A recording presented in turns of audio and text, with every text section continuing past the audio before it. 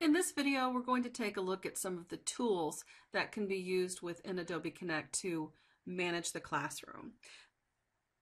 Unfortunately, we've all had disruptive students who maybe are continuously using the chat, possibly maybe getting a little out of control at times. And like I said, unfortunately, we've all had to deal with that situation. Now, from a classroom management standpoint, your group or your organization may have certain ways of doing that. So I'm going to focus more on tools that you can use within this to manage some of those, as opposed to maybe techniques. We'll touch on that a little bit though. So let's, in the situation where maybe a student is chatting excessively, they're using the chat, they may not be using it appropriately. A couple of ways you can handle that. And I'm going to pull the chat pod out so we can look at it a little bit more easily. I've only got one student in this example, but that certainly will give us a chance to look at it. So if a student is continuing to chat, one of the things you can do is you could ask the group to take a break. You can go into the chat settings. You can save that chat out, just save it, and then clear it. That way you won't have a lot of stuff in that section that would bog down the other students or be distracting, and then you can kind of start over at that point. So that's one thing you could do, is clear that chat. You can see it's right here. I don't have anything in the chat to clear, but you clear the chat and that will remove everything. However, if you need to go back and deal with that situation, in case you need to go back and have some kind of record of it, you can use the feature here, which is the email the chat history. So you could email it to yourself, clear it, and then continue the class from there.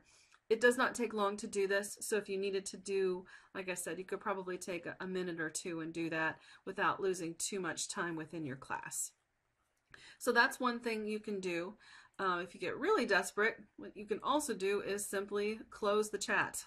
So if I really was having a problem, and I was working through the class and I had a student who was disruptive and I just wanted to turn off that chat, I could simply hide the chat, reset things, and then bring it back.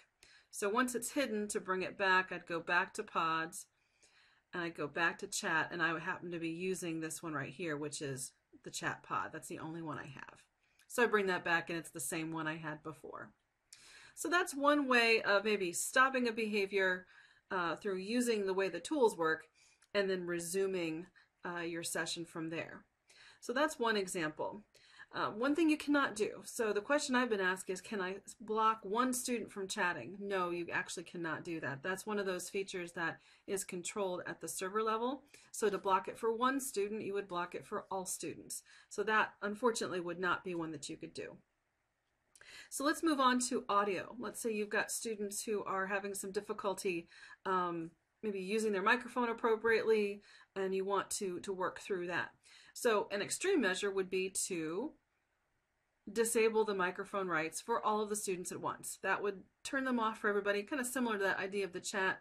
Turn it off for everyone, set the expectations, and then bring it back. So that would be one way to do that. Again, kind of depending on what your philosophy is and maybe your organization's philosophy is on managing those things.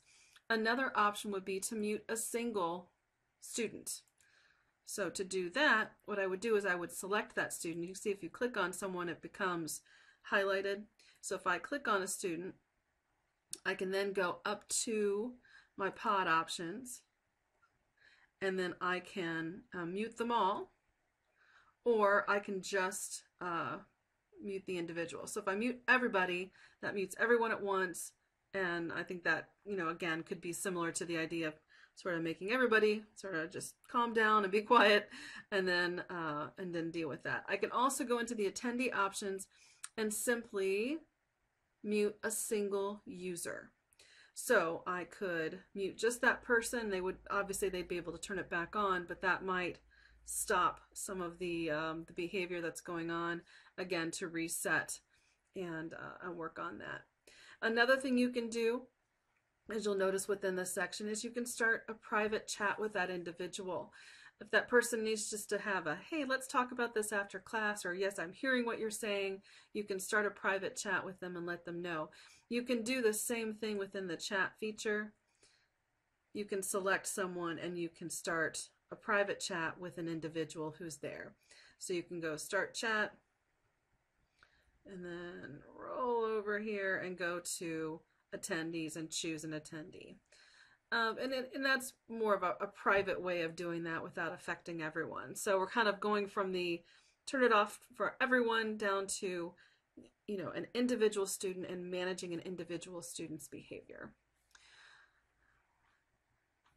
So that's a couple of ways of dealing with that. Again, you can deal with it on an individual student basis where if you roll over their name, you can do mute attendee to mute their microphone, or you can go into the pod settings, mute everyone, or go into the attendee and you can mute everyone from there. You can also, and again, this is going extreme, you can also select a student, again go back to those pod options, and you can actually remove a selected user. If you remove a user, it does take them out of the entire session. So again, that's kind of an extreme measure, but you can certainly do that. Now, if you want to prevent that person from coming back in, you'll need to do another setting. So if I do a remove user, so I'm going to remove selected, that person's immediately removed and they are now no longer part of the session. To prevent them from coming back in, however, you would need to go up to the meeting, go to manage access and entry, and you would need to block guest access. So you could either do block incoming attendees, which would block entry, or you can do block guest access. Now technically students in our case are guests, so that would prevent anyone from coming back in. Again, extreme measure, but those are some ways to do some classroom management. So, you know, from the standpoint of teaching face-to-face or teaching in a classroom, some of these options would be, you know, the chat would be pulling a student aside, maybe out in the hall and saying, hey, you know, I appreciate what you're saying, but this is not an appropriate venue for that. Muting the attendees might be great, you know, you've had your turn, let's let others speak, that idea. Unfortunately, the extreme measure of removing a participant would be, you know, this is disruptive, I'm going to have to ask you to leave. And then the idea of managing the entry would be, and I'm going to have security prevent you from coming into the classroom again. So again, we've kind of gone from more of a subtle approach to an extreme approach. But unfortunately, those are the things sometimes we have to deal with in the classroom. So you may have to deal with that. So I wanted to give you an idea of how that worked, some things you could do, and maybe think about how you would like to handle those given a situation where you have maybe some disruption, maybe some inappropriate chatting going on, or again, unfortunately, maybe an extreme situation where you just need to remove someone from a session. So hopefully that helps. And if you have any questions, let me know.